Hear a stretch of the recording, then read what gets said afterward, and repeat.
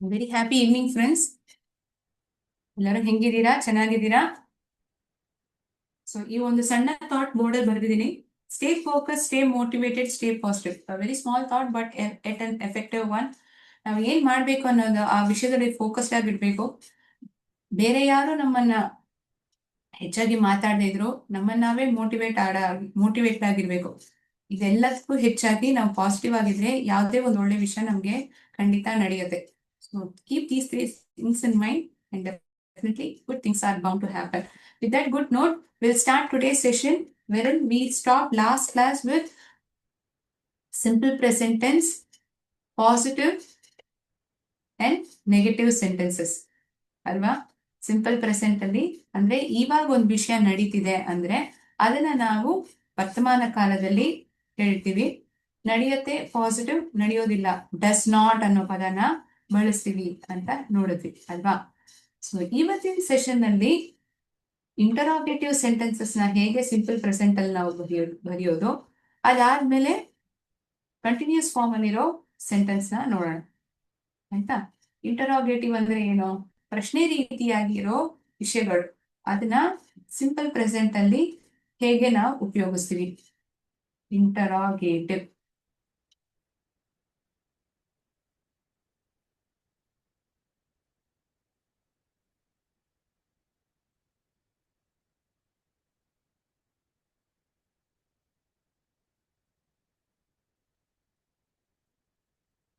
Verb ಆದ್ಮೇಲೆ s r e s ಸೇರಿಸ್ತೀವಿ, ಕರೆಕ್ಟಾ? ನೆಗೆಟಿವ್ ಅಲ್ಲಿ do not or does not ಈ ಪದಗಳನ್ನ ಉಪಯೋಗಿಸ್ತೀವಿ. ಅದಾದ್ಮೇಲೆ ವರ್ಬ್ ಬರುತ್ತೆ. ಶಿ ಡಸಂಟ್ ಟೆಲ್ ಲೈಸ್, ಅಲ್ಲಿ ವರ್ಬ್ ಆಗಿರೋದು ಬೇಸ್ ಫಾರ್ಮ್ ಅಲ್ಲೇ ಇದ್ಬಿಡತ್ತೆ. ಇಲ್ಲಿ ನೋಡಿದ್ರೆ ವರ್ಬ್ ಜೊತೆ ಎಸ್ ಅಲ್ಲದೆ ಇ ಎಸ್ ಸಬ್ಜೆಕ್ಟ್ ಪ್ರಕಾರ ನಾವು ಬಳಸ್ತೀವಿ. ಈ ಇಂಟರೋಗೇಟಿವ್ ಸೆಂಟೆನ್ಸ್ ಅಲ್ಲಿ ಹೇಗಿರುತ್ತೆ, ಪ್ರಶ್ನೆ ರೀತಿಯಾಗಿ ನಾವು ಹೇಗೆ ಅದನ್ನ ಬರಿತೀವಿ, ಇವನ್ನ ನೋಡೋಣ.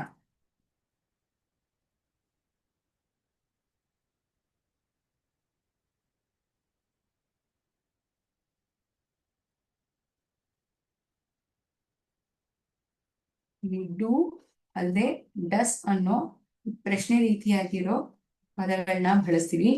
ಅದಾದ್ಮೇಲೆ ಸಬ್ಜೆಕ್ಟ್, ಆಮೇಲೆ ವರ್ಬ್, ಆಬ್ಜೆಕ್ಟ್ ಮಿಕ್ಕಿರೋ ಸೆಂಟೆನ್ಸು, ಅದಾದ್ಮೇಲೆ ಈ question mark. Do you speak English? ನೀನ್ English ಮಾತಾಡ್ತೀಯಾ?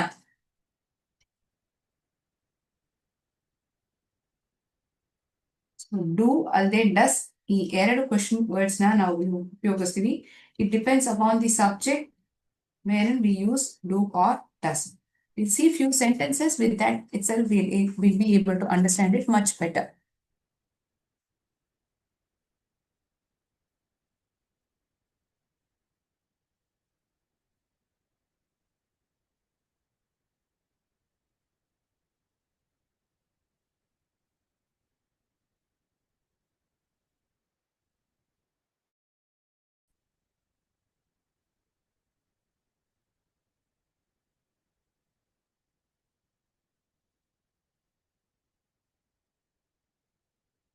My mother and I read in the afternoons. ನಾನು ಮತ್ತೆ ನಮ್ಮಮ್ಮ ಮಧ್ಯಾಹ್ನ ಹೊತ್ತಲ್ಲಿ ಓದ್ತೀವಿ.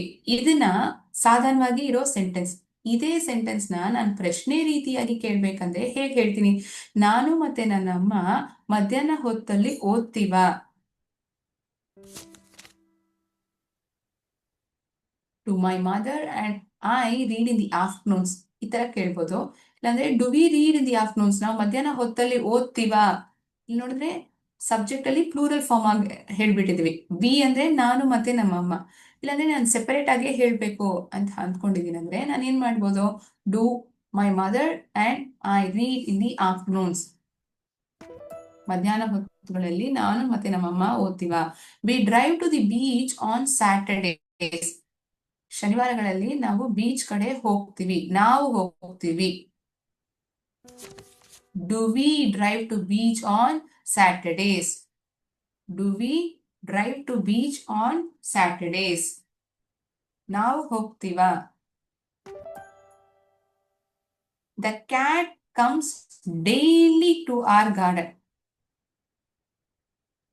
Third person singular. ಇಲ್ಲೇನ ಪ್ರಶ್ನೆ ಪ್ರಧಾನ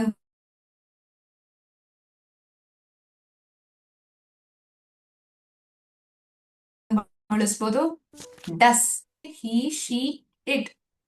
For these subjects we use does as a question word and it appears in the beginning of the sentence itself. Sentence ಆ ವಾಕ್ಯದಲ್ಲಿ ಮೊದಲು ಪದವಾಗಿ ನಾವು ಅದನ್ನ ಉಪಯೋಗಿಸ್ತೀವಿ. Does it come daily to our garden, ಆ ತರನು ಹೇಳ್ಬೋದು. ಇಟ್ ಅನ್ನೋದನ್ನ ಯಾವ್ದನ್ನ ಹೇಳತ್ತೆ? ಆ ಬೆಕ್ಕನ್ನ ಹೇಳತ್ತೆ. ಇಲ್ಲಿ ಅದು ಅನ್ನೋದು ಹೇಳಕ್ ಬದಲು ದ ಕ್ಯಾಟ್, ಆ ಬೆಕ್ಕು, ಆ ವರ್ಡ್ ನೇ ಸ್ಪೆಸಿಫಿಕ್ ಆಗು ಹೇಳ್ಬೋದು. ಇಲ್ಲಿ ನೋಡಿದ್ರೆ ಕ್ವೆಶನ್ ವರ್ಡ್ ಏನು? ಡಸ್.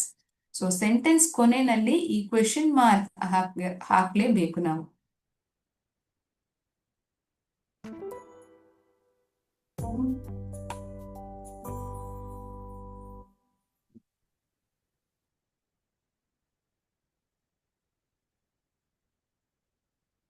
ಇದನ್ನ ನೀವು ಬರ್ಕೊಳ್ಳಿ. ಸೆಂಟೆನ್ಸ್ ಜೊತೆ ಇರೋ ಆ ಇಂಟರಾಗೇಟಿವ್ ಸೆಂಟೆನ್ಸಸ್.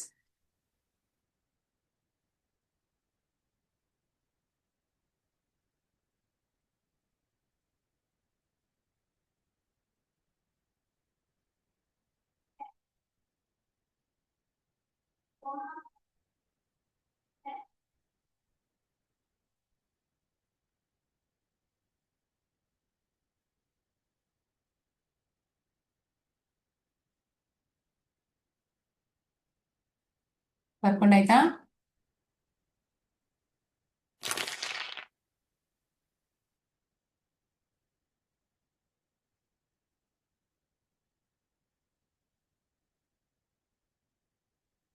ಈ ಡಸ್ ಅನ್ನೋದು ಯಾರಿಗೆಲ್ಲ ಬಳಸ್ತೀವಿ ಅಂದ್ರೆ ಸಬ್ಜೆಕ್ಟ್ ಆಗಿರೋ he, she, it.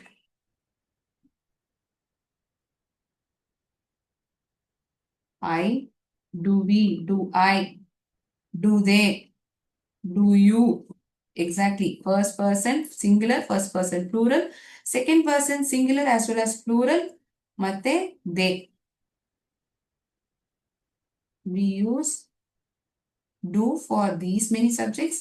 Does is being used for these subjects. So subject ಏನೋ ಅದನ್ ಪ್ರಕಾರ ಡೂ ಆರ್ ಡಸ್ ಅನ್ನೋ ವರ್ಡ್ ನ ನಾವು ಬಳಸ್ತೀವಿ. ಅದಾದ್ಮೇಲೆ ಬೇಸ್ ಫಾರ್ಮ್ ಆಫ್ ವರ್ಬ್, ಮಿಕ್ಕಿರೋ ಸೆಂಟೆನ್ಸ್. ಓಕೆನಾ?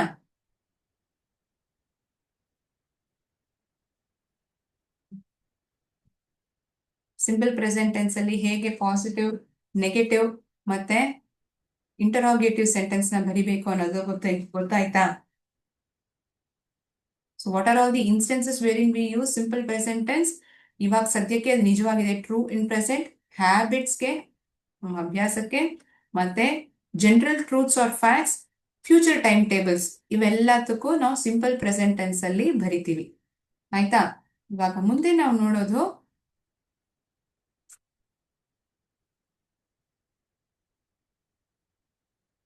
ಯಾವುದ್ರ ಬಗ್ಗೆ? Present continuous tense. ವರ್ತಮಾನ ಕಾಲದಲ್ಲಿ ಒಂದು ವಿಷಯವಾದದ್ದು ನಡೀತಾನೆ ಇದೆ ಅಂತ ಹೇಳ್ಬೇಕಂದ್ರೆ ಅದನ್ನ ಯಾವ ಫಾರ್ಮ್ ಅಲ್ಲಿ ಹೇಳ್ತೀವಿ? ಕಂಟಿನ್ಯೂಯಸ್ ಫಾರ್ಮ್ ಅಲ್ಲಿ ಹೇಳ್ತೀವಿ, ಬರಿತೀವಿ. ಸೊ ಕಂಟಿನ್ಯೂಸ್ ಫಾರ್ಮ್ ಅಂದ್ರೆ ಏನು ಮ್ಯಾಮ್? ಬರ್ಕೊಂಡಿದ್ದೀರಾ ಮಕ್ಳ ಇವೆಲ್ಲ? ಡೂ ಆರ್ ಡಸ್ ಸಬ್ಜೆಕ್ಟ್, ಅದಾದ್ಮೇಲೆ ಇರೋ ಆಬ್ಜೆಕ್ಟ್. ಓಕೆ.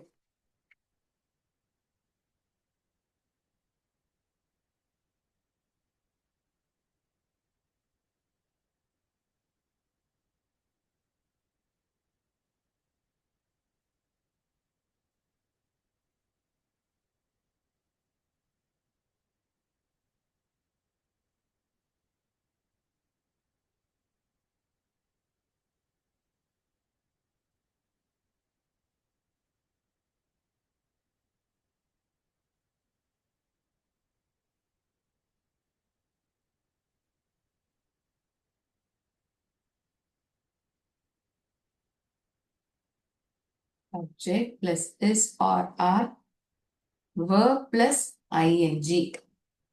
ವರ್ಬ್ ಜೊತೆ ಈ ING ಫಾರ್ಮ್ ಇತ್ತು ಅಂದ್ರೇನೆ ಅದು ಕಂಟಿನ್ಯೂಸ್ ಟೆನ್ಸ್ ಅಲ್ಲಿ ಇದೆ ಅಂತ ನಾವು ಅರ್ಥ ಮಾಡ್ಕೊಳ್ತೀವಿ. ಕಂಟಿನ್ಯೂಸ್ ಟೆನ್ಸ್ ಅಂದ್ರೆ ಏನ್ ಮ್ಯಾಮ್? ಒಂದ್ ಕೆಲಸವಾದದ್ದು ನಡೀತಾನೆ ಇದೆ, ಮಳೆ ಬೀಳ್ತಾನೆ ಇದೆ. It is raining, she is writing. ಇವಾಗ ಅವಳು ಬರೀತಾನೆ ಇದ್ದಾಳೆ, ಇವಾಗ ಮಳೆ ಬೀಳ್ತಾನೆ ಇದೆ. ಅವನ್ ಆಟಾಡ್ತಾ ಇದ್ದಾನೆ, ಹಿ ಇಸ್ ಪ್ಲೇಯಿಂಗ್ ಫುಟ್ಬಾಲ್. ಅವರು ಓದ್ತಾ ಇದ್ದಾರೆ, they are studying. So subject ಪ್ರಕಾರ ಇಸ್ ಆರ್ ಈ ಹೆಲ್ಪಿಂಗ್ ವರ್ಬ್ ಆಗಿ ನಾವು ಅದ್ರ ಜೊತೆಗೆ ಬಳಸ್ತೀವಿ. So what are all the subjects we have? I, we, you, he, she, it, they. So sentence format ಹೇಗಿರತ್ತಂತ ನಮ್ಗೆ ಗೊತ್ತಾಗಿದೆ. ಯಾರಿಗೆಲ್ಲ ನಾವು ಇಸ್ ಅನ್ನೋ ಹೆಲ್ಪಿಂಗ್ ವರ್ಬ್ ಬಳಸ್ತೀವಿ, ಆರ್ ಅನ್ನೋದನ್ನ ಯಾರಿಗೆಲ್ಲ ಉಪಯೋಗಿಸ್ತೀವಿ. ಇದು ಎರಡೇನಾ? ಬೇರೆ ಯಾವ್ದಾದ್ರು ಇದೆಯಾ ಮಕ್ಳೇ? Have I left out anything? Exactly, we have left out one thing, am.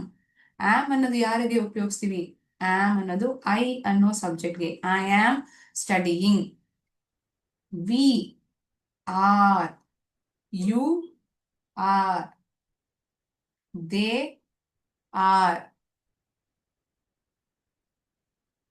Only for I, ನಾನು ಅಂತ ಹೇಳುವಾಗ I am studying, I am playing. ನಾನು ಆಟ ಆಡ್ತಾ ಇದ್ದೀನಿ. ಇವಾಗ ಸದ್ಯಕ್ಕೆ ನಾನು ಯಾವುದೇ ಒಂದು ಕೆಲಸವನ್ನು ಮಾಡ್ತಾ ಇದ್ದೀನಿ ಅಂದ್ರೆ ಅದನ್ನ ನಾನು ಪ್ರೆಸೆಂಟ್ ಕಂಟಿನ್ಯೂಸ್ ಟೆನ್ಸ್ ಅಲ್ಲಿ ಹೇಳ್ತೀನಿ. ಸೊ ಈ ಐ ಅನ್ನೋ ಸಬ್ಜೆಕ್ಟ್ಗೆ ಮಾತ್ರ ಆಮ್ ಅನ್ನೋದನ್ನ ಉಪಯೋಗಿಸ್ತೀವಿ. We, you, they. For these three subjects, we will be using are as a helping verb. Then what do we do with he, she, it? What are we going to write over there? ಅಲ್ಲೇನ್ ಬರಿತೀವಿ? ಅಲ್ಲಿ he is, she is, it is. Okay? I am playing. ನಾನ್ ಆಟ ಆಡ್ತಾ ಇದ್ದೀನಿ. We are cooking. ನಾವು ಅಡಿಗೆ ಮಾಡ್ತಾ ಇದ್ದೀವಿ. You are listening. ನೀವು ಕೇಳಿಸ್ಕೊಳ್ತಾ ಇದ್ದೀರಾ. ಎಕ್ಸಾಕ್ಟ್ಲಿ. ನೀವೇನ್ ಮಾಡ್ತಿದ್ದೀರಾ? ಕೇಳಿಸ್ಕೊಳ್ತಾ ಇದ್ದೀರಾ ನಾನು ಮಾತಾಡೋದನ್ನ. He is painting. ಅವ್ನು ಪೇಂಟಿಂಗ್ ಮಾಡ್ತಿದ್ದಾನೆ. ಇಲ್ಲಿ ಎಲ್ಲಾ ವರ್ಬ್ಗಳ ಜೊತೆ ನೋಡಿದ್ರು ಈ ING ನ ಸೇರಿಸಿದೀವಿ ಅಲ್ವಾ? ವರ್ಬ್ ಜೊತೆ ING ಅದು ಸೇರಿಸಲಾಗಿದೆ. She is crying. Okay. It is raining. ಅದು ಮಳೆ ಬೀಳ್ತಾನೆ ಇದೆ. It is raining. They are watching. ಅವರು ಟಿವಿ ನೋಡ್ತಾ ಇದ್ದಾರೆ. They are watching TV. ಜೊತೆ ಏನ್ ಬರಿಬೇಕು? Object of the sentence. ಇದಾದ್ಮೇಲೆ ಬರೋ ವಾಕ್ಯನ ನಾವು ಬರಿತೀವಿ. ಸೊ ಸಬ್ಜೆಕ್ಟ್, ಇದೇ subject. is, am, is or are. Then verb. Together with verb we are adding ING. Then we are adding object.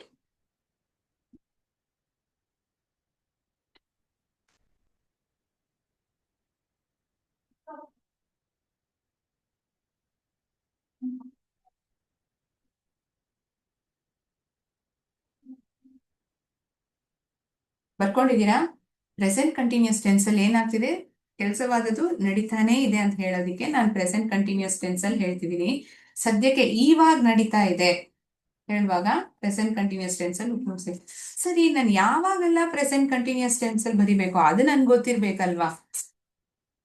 ಕರೆಕ್ಟಾ? ಕೆಲಸವಾದದ್ದು ಇವಾಗ ನಡೀತಾ ಇದೆ ಅಂದ್ರೆ ನಾನು ಪ್ರೆಸೆಂಟ್ ಕಂಟಿನ್ಯೂಸ್ ಟೆನ್ಸ್ ಅಲ್ಲಿ ಹೇಳ್ತೀನಿ. What are all the situations or what are all the instances wherein we'll be writing in present continuous tense? Have you made note of these patterns? ಯಾವ್ದಕ್ಕೆಲ್ಲ helping verb ಆಗಿರೋದು are, am, is ಇದೆಲ್ಲ ಬಳಸ್ತೀವಿ ಅನ್ನೋದು ಗೊತ್ತಾಗ್ಬಿಟ್ಟಿದ್ಯಾ? ಇಲ್ಲಿ ನೋಡಿದ್ರೆ verb ಜೊತೆ S, E S ಎಲ್ಲ ಏನು ಇಲ್ಲ. ವರ್ಬ್ ಜೊತೆ ING ಅಷ್ಟೇ. ವರ್ಬ್ ಜೊತೆ ಅಷ್ಟೇ ING ಸೇರಿಸ್ಕೋಬೇಕು. ಇವಾಗ ನಾವು ತಿಳ್ಕೊಳ್ಳೋಣ ಯಾವಾಗೆಲ್ಲ ಪ್ರೆಸೆಂಟ್ ಕಂಟಿನ್ಯೂಸ್ ಟೆನ್ಸ್ ನಲ್ಲಿ ಸೆಂಟೆನ್ಸ್ ನ ಬರೀತೀವಿ ಅನ್ನೋದು.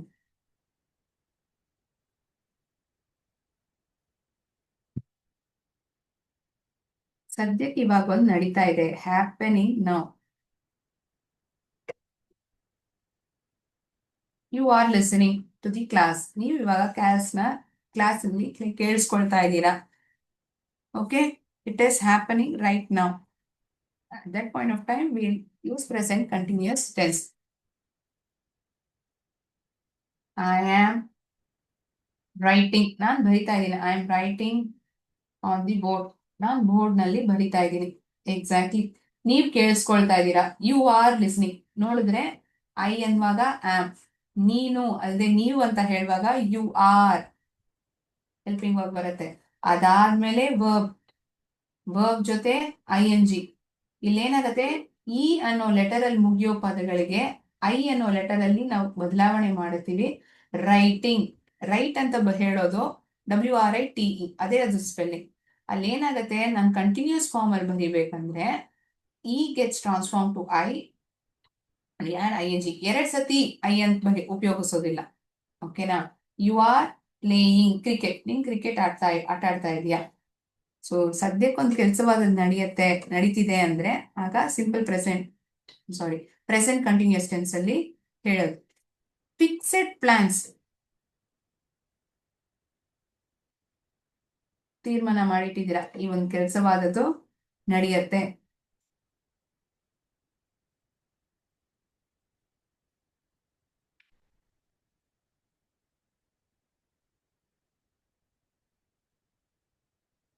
I am meeting. ನಾನ್ ನನ್ನ ಗೆಳೆಯರುಗಳನ್ನ ಕೆಲಸ ಆದ್ಮೇಲೆ ಭೇಟಿ ಆಗ್ತೀನಿ. I am meeting my friends after work. ಕೆಲಸ ಆದ್ಮೇಲೆ ನನ್ನ ಗೆಳೆಯರುಗಳನ್ನ ನಾನು ಭೇಟಿ ಮಾಡ್ತೀನಿ. I am meeting. Fixed plan. ನೋಡ್ತಿದ್ದೀರಾ, ನನ್ನ ನೀವು ಆಲ್ರೆಡಿ ಪ್ಲಾನ್ ಮಾಡ್ಬಿಟ್ಟಿದ್ದೀರಾ. I am meeting my friends after work. ಬೇರೆ temporary actions.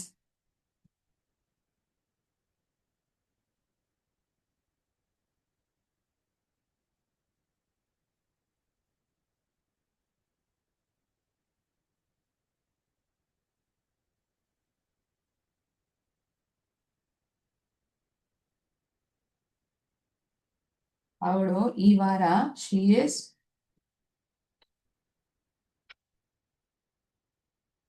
Working from home. ಮನೆಯಿಂದಾನೇ ಅವಳು ಈ ವಾರ ಕೆಲಸ ಮಾಡ್ತಿದ್ದಾಳೆ. She is working from home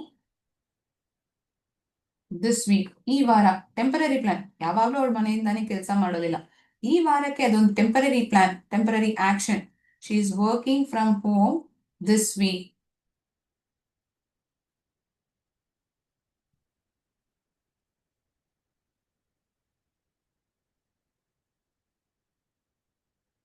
To indicate trends, also we will be using present continuous tense.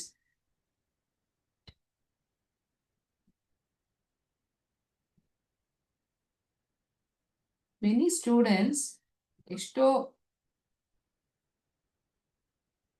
students, many students are using, ಉಪಯೋಗಿಸ್ತಿದ್ದಾರೆ. Are using. Students ಅನ್ನೋದು ಬಹುವಚನ ಅಲ್ವಾ. ಸೆಂಟೆನ್ಸ್ ಅಲ್ಲಿ ಇರೋ ಸಬ್ಜೆಕ್ಟ್ ಪ್ರಕಾರನೇ ತಾನೇ ನಾವು ಹೆಲ್ಪಿಂಗ್ ವರ್ಬು ಅದ್ರ ಜೊತೆ ವರ್ಬ್ನು ಉಪಯೋಗಿಸೋದು. Many students are using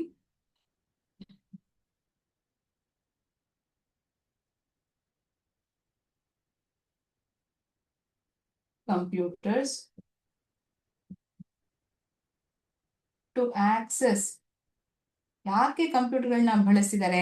internet ನ ಆಕ್ಸೆಸ್ ಮಾಡೋದಿಕ್ಕೆ ಸಮೀಪದಲ್ಲಿ ಎಷ್ಟೋ ವಿದ್ಯಾರ್ಥಿಗಳು ಕಂಪ್ಯೂಟರ್ಗಳನ್ನ ಉಪಯೋಗಿಸ್ತಿದ್ದಾರೆ. Access the internet.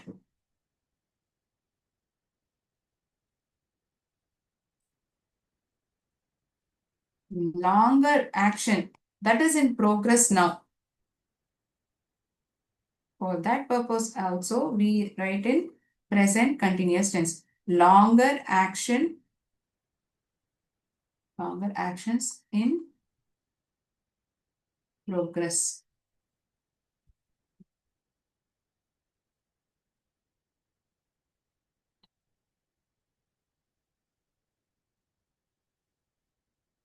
ಅವಳು ಡಾಕ್ಟರ್ ಆಗೋದಿಕ್ಕೆ ಓದ್ತಾ ಇದ್ದಾಳೆ. She studying. ಯಾಕೆ ಅವಳು ಓದ್ತಿದ್ದಾಳೆ? ಡಾಕ್ಟರ್ ಆಗೋದಿಕ್ಕೆ, ಮುಂದೆ ಬರೋ ಕಾಲದಲ್ಲಿ ಡಾಕ್ಟರ್ ಆಗೋದಿಕ್ಕೆ ಅವಳು ಇವಾಗ ಸದ್ಯಕ್ಕೆ ಓದ್ತಾ ಇದ್ದಾಳೆ. ಸೊ ಲಾಂಗರ್ ಆಕ್ಷನ್ಸ್, ಯಾಕೆ ನಾನು ಒಂದು ಕೆಲಸ ಮಾಡ್ತಿದ್ದೀನಿ? ನಾನು ಡಾಕ್ಟರ್ ಆಗೋದಿಕ್ಕೆ ಇವಾಗ ನಾನು ಓದ್ತಾ ಇದ್ದೀನಿ. She is studying to become a doctor. ಮುಂದೆ ಬರೋ ಕಾಲದಲ್ಲಿ ಡಾಕ್ಟರ್ ಆಗೋ ಕಾರಣಕ್ಕೋಸ್ಕರ ಆಗ್ಬೇಕು ಅನ್ನೋದ್ ಆಗ್ಬೇಕು ಅನ್ನೋದಕ್ಕೋಸ್ಕರ ಅವಳು ಈಗ ಓದ್ತಾ ಇದ್ದಾಳೆ.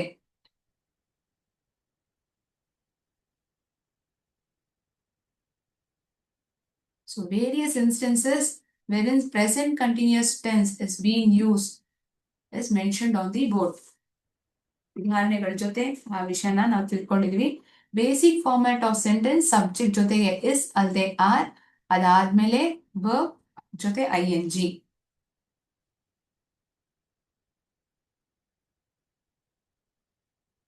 ಇವಾಗಿ am, is, are, are. Am ಅನ್ನೋದು ಐ ಅನ್ನೋ ಸಬ್ಜೆಕ್ಟ್ ಮಾತ್ರ ಉಪಯೋಗಿಸ್ತೀವಿ. ಇಸ್ ಅನ್ನೋದು ಯಾರಿಗೆಲ್ಲ ಬರುತ್ತೆ? He, she, it. We, you, they, ಇದಕ್ಕೆ they.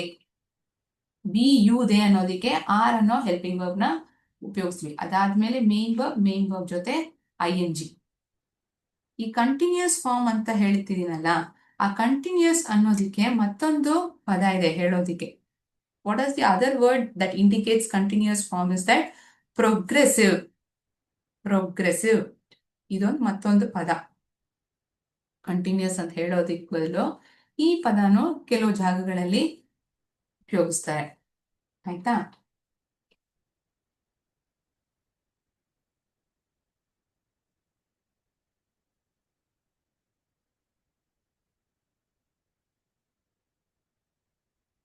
Longer actions in progress now. Shall we see sentences which are in present continuous tense in form of activity? Activity ಮೂಲಕ ನೋಡೋಣವಾ? ಸರಿ, ಓಕೆ ಮಕ್ಕಳೇ, ನೋಡೋಣ ಅದನ್ನು.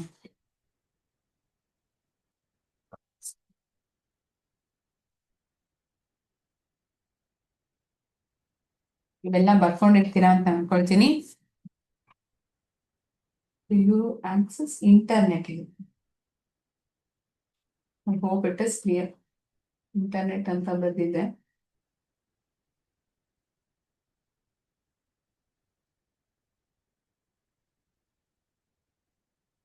ಕಂಟಿನ್ಯೂಸ್ ಟೆನ್ಸ್ ಅನ್ನೋದು ಇನ್ ಮತ್ತೊಂದು ಹೆಸರು ಪ್ರೋಗ್ರೆಸಿವ್.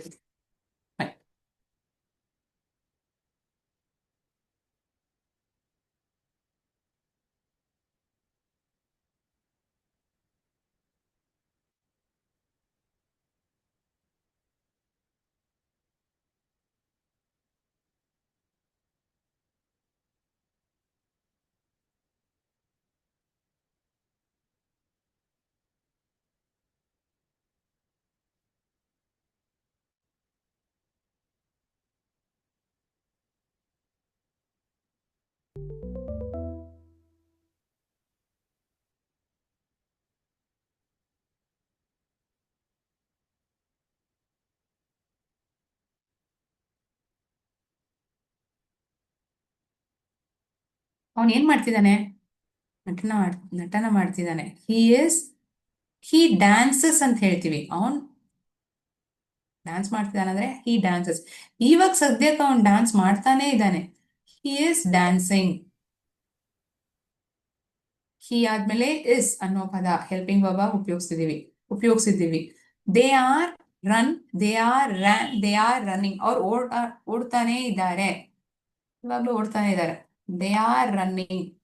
RUNNING. ಒಂದೇ ಎನ್ ಬರಲ್ಲ, 2 ಸತಿ ಎನ್ ಬರಿತೀವಿ. ನಾನು ಅಡಿಗೆ ಮಾಡ್ತಾ ಇದ್ದೀನಿ. ಕಂಟಿನ್ಯೂಸ್ ಫಾರ್ಮ್ ಅಲ್ಲಿ ಏನಂತೀವಿ? ಅಡಿಗೆ ಮಾಡ್ತಾ ಇದ್ದೀನಿ. ಕುಕ್ ಜೊತೆ ING.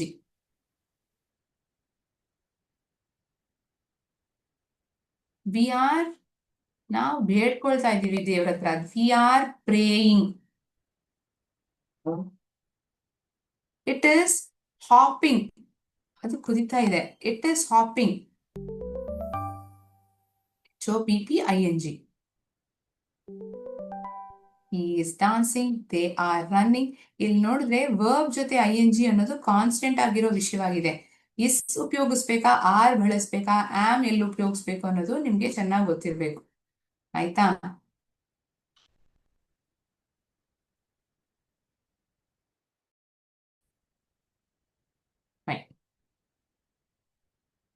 ಇನ್ನು ಕೆಲವು ಸೆಂಟೆನ್ಸ್ ನೋಡೋಣ. ಇದೇ ನೆಗೆಟಿವ್ ಆಗಿರೋ ಸೆಂಟೆನ್ಸ್ ಅಂದ್ರೆ ಹೇಗಾಗ್ಬಿಡುತ್ತೆ? ಹಿ ಇಸ್ ನಾಟ್ ಪ್ಲೇಯಿಂಗ್, ಅವ್ನು ಆಟ ಆಡ್ತಾ ಇಲ್ಲ. ಐ ಆಮ್ ನಾಟ್ ಸ್ಟಡಿಂಗ್, ನಾನು ಓದ್ತಾ ಇಲ್ಲ. I am not, is not, are not, aren't, isn't, ಈ ತರ ಹೇಳ್ತೀವಿ. ನೆಗೆಟಿವ್ ಆಗಿ ಹೇಳ್ಬೇಕಂದ್ರೆ ಏನಾಗ್ಬಿಡುತ್ತೆ? ಇದು 2 ಪಾಯಿಂಟ್ಸ್ ನಾನು ಅಳಿಸ್ಕೊಳ್ತೀನಿ.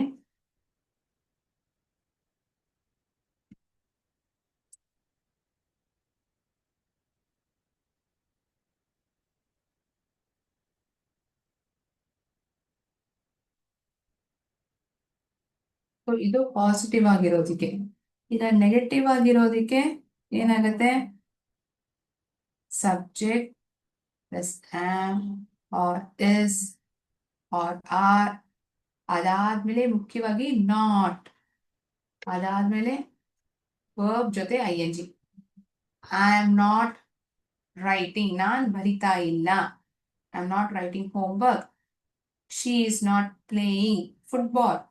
They are not travelling to India, ಅವ್ರು ಇಂಡಿಯಾಗೆ ಟ್ರಾವೆಲ್ ಮಾಡ್ತಾ ಇಲ್ಲ. ಇದೇ ಸೆಂಟೆನ್ಸ್ ಇಂಟರಾಗೇಟಿವ್ ಆಗಿ ಬಂದ್ಬಿಡುತ್ತಂದ್ರೆ ಆಮ್ ಐ ಪ್ಲೇಯಿಂಗ್, ನಾನ್ ಆಟ ಆಡ್ತಾ ಇದ್ದೀನಾ? ಇಸ್ ಹಿ, ಈ ಹೆಲ್ಪಿಂಗ್ ವರ್ಬ್ ಆದದ್ದು ಸೆಂಟೆನ್ಸ್ ನ ಮೊದಲೇ ಬಂದ್ಬಿಡತ್ತೆ. Are they, is she. So after this helping verb, we write the subject, then we write the verb, after that ING, then question mark. The remaining object of the sentence, then we add question mark. Isn't, aren't, contracted form. Okay, so interrogative form ಅಲ್ಲಿ question mark ನ ಖಂಡಿತವಾಗಿ sentence ಕೊನೆಯಲ್ಲಿ ಉಪಯೋಗಿಸಬೇಕು.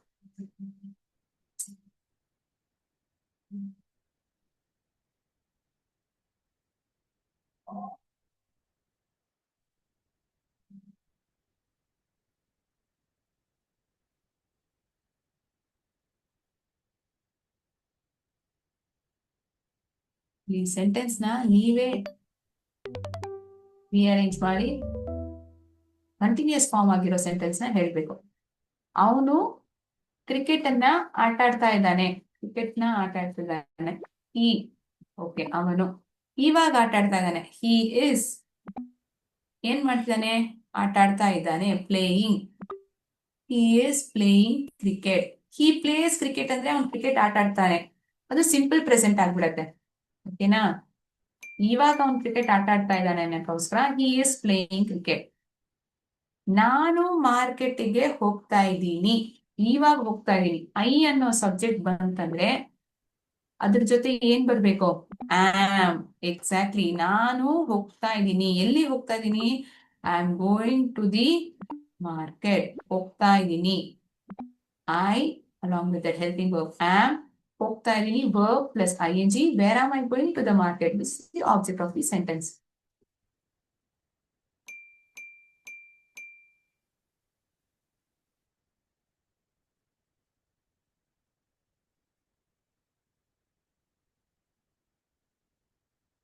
ಅವರು ಬಾವಿಯನ್ನ they are digging well.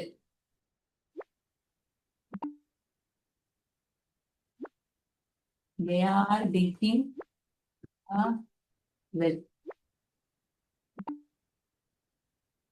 ಇದಕ್ಕೆ ಬದಲು ಬಿನು ಉಪಯೋಗಿಸಬಹುದು. We are digging a well, they are digging a well. 2 sentence ನಾವು ಉಪಯೋಗಿಸಬಹುದು. ಆಯ್ತಾ? ಯಾವ್ದೇ ಹೇಳಿದ್ರು ಸರಿನೇ. We are digging a well ಅಂದ್ರು okay, they are digging a well ಅಂದ್ರು ಸರಿನೇ. 2 ಡಿಫ್ರೆಂಟ್ ಟೈಪ್ ಆಫ್ ಸೆಂಟೆನ್ಸ್. ಅವರು, ನಾವು. ಅವಳು ಫುಟ್ಬಾಲ್ನ ಆಟ ಆಡ್ತಾ ಇಲ್ಲ. Negative sentence. She is not playing football. ಈ ಸೆಂಟೆನ್ಸ್ ನಾನು ಕಾಂಟ್ರಾಕ್ಟೆಡ್ ಫಾರ್ಮ್ ಅಲ್ಲಿ ಬರಿಬೇಕಂದ್ರೆ ಏನ್ ಮಾಡ್ಬೇಕಿತ್ತು? She isn't. ಏನ್ ಬರಿಬೋದಿತ್ತು? She isn't. Is not in contracted form isn't. ಆಯ್ತಾ? ಶಿ ಇಸ್ಂಟ್ ಪ್ಲೇಯಿಂಗ್ ಫುಟ್ಬಾಲ್ ಅಷ್ಟೇ. ಇಸ್ ನಾಟ್ ಅನ್ನೋ ಬದಲು ಇಸ್ಂಟ್ ಅಂತ ಹೇಳ್ತೀನಿ. ಇಸ್ಂಟ್ ಅನ್ನೋ ಪದನ ಉಪಯೋಗಿಸ್ತಿದ್ದೀನಿ ಅಷ್ಟೇ. ಸಾರಿ.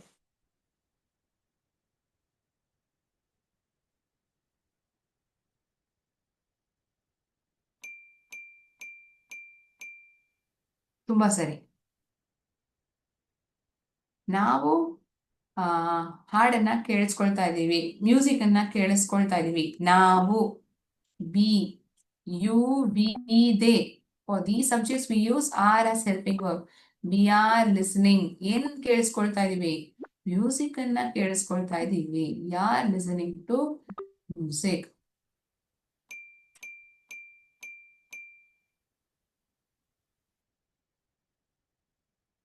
Last sentence.